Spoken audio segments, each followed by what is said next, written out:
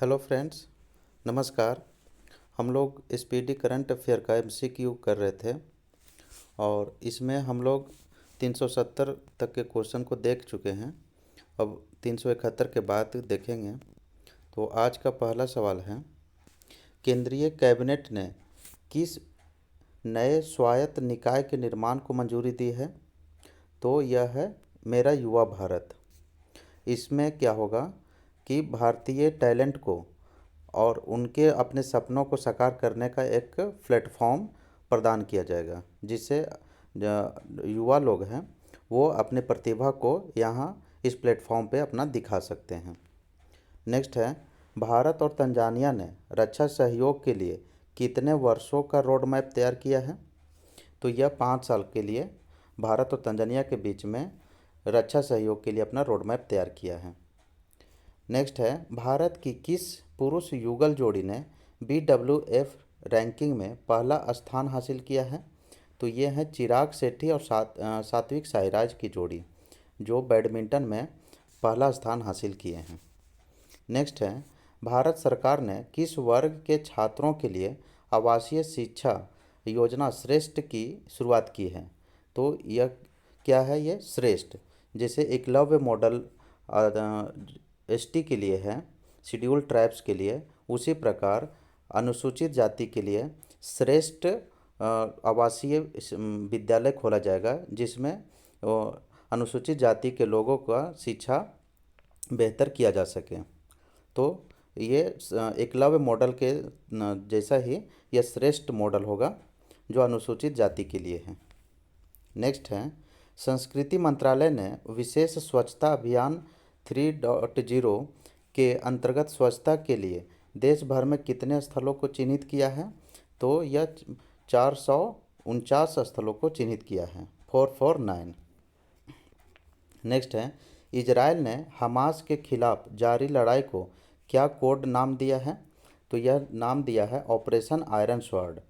Operation iron sword जो है के तहत इजराइल जो है हमास पे अटैक किया था, और ये वहाँ इजराइल का उसका अपना एक आयरन शील्ड है, जिससे कि इजराइल के क्षेत्र को वह प्रोटेक्शन देता है। नेक्स्ट है, हुरून इंडिया रिच लिस्ट 2023 के अनुसार सबसे अमीर भारतीय कौन है? तो ये none other than Mukesh Ambani हैं, भारत के सबसे अमीर व्यक्ति।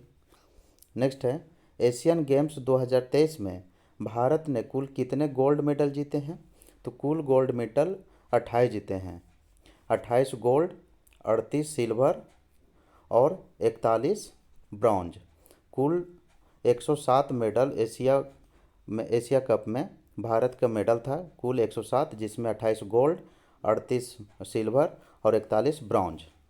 यह सवाल बहुत महत्वपूर्ण है, ये सवाल आने की संभावना प्रबल है इसकी, क्योंकि यह 100 के पार जो एशियन गेम में कभी भी एशियन गेम के इतिहास में भारतीय का 100 से ज़्यादा मेडल आने वाला यह पहली बार अवसर था।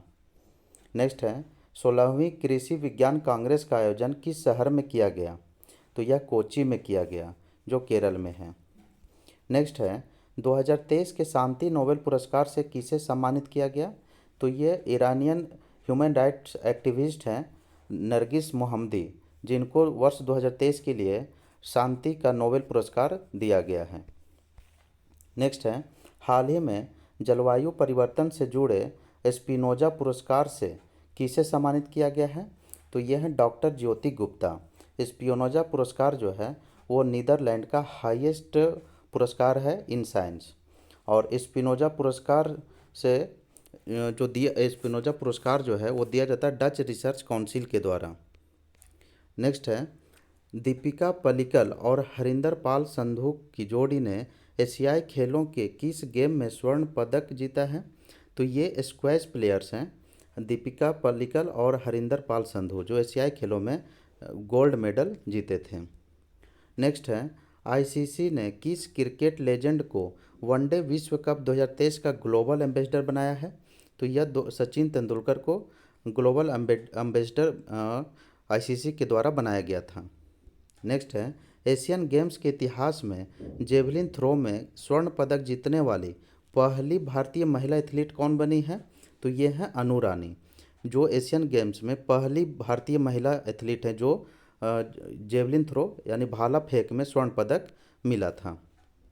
नेक्स्ट है फिनटेक स्टार्टअप स्लाइस को किस बैंक में विलय के लिए आरबीआई ने मंजूरी दी है?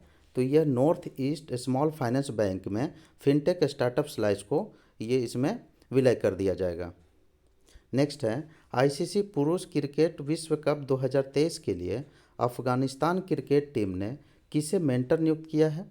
तो यह अजय जडेजा को अफगानिस्तान क्रिकेट टीम का मेंटर बनाया गया था।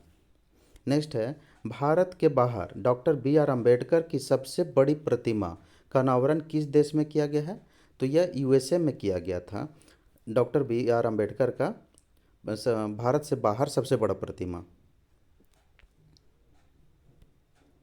नेक्स्ट है भारत के पहले सोलर रूफ साइकिलिंग ट्रैक का उद्घाटन कहाँ किया गया है? तो यह हैदराबाद में किया गया है, जो भारत के पहले सोलर रूफ साइकिलिंग ट्रैक होगा।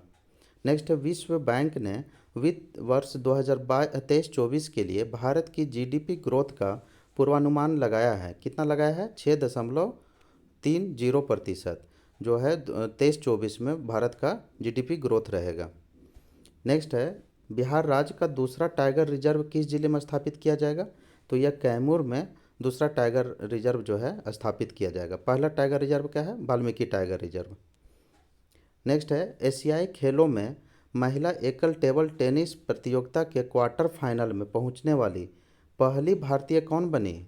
तो ये एशियाई खेल में ये जो है पहली महिला हैं जो क्वार्टर फाइनल में ये पहुंचे थे, और ये पहुंचने वाले हैं ये मनिका बत्रा। कौन है? मनिका बत्रा। नेक्स्ट है भारतीय रिजर्व बैंक ने इंटरनेशनल फाइनेंस कॉरपोरेशन को किस बैंक में हिस्सेदारी हासिल करने की मंजूरी दी है? तो यह फेडरल बैंक में हिस्सेदारी मिलेगा। नेक्स्ट है जीएसटी सहाय इनवॉइस फाइनेंसिंग लोन्स प्लेटफॉर्म किसके द्वारा लॉन्च किया गया है? तो यह सीडीबी के द्वारा जीएसटी सहाय लॉन्च किया गया है। नेक्स्ट है ग्लोबल इनोवेशन इंडेक्स 2023 में भारत की रैंक क्या है? तो भारत का रैंक 40वां है। ग्लोबल इनोवेशन इंडेक्स जो है वीपो के द्वारा जारी किया जाता है। वीपो का मतलब हुआ वर्ल्ड इंटेलेक्चुअल प्रॉपर्टी ऑर्गेनाइजेशन, और एक नंबर पे जो टॉप पर हैं ग्लोबल इनोवेशन इंडेक्स में वो स्विट्जरलैंड है। नेक्स्ट है कौन सी कंपनी भारत में भूकंप चेतावनी सेवा शुरू करने जा रही है? तो गूगल के द्वारा भारत में भूकंप चेतावनी जारी किया जाएगा। नेक्स्ट है ऑस्कर 2024 के लिए भारत की ऑफिशियल एंट्री के रूप में किस फिल्म को नामित किया गया है?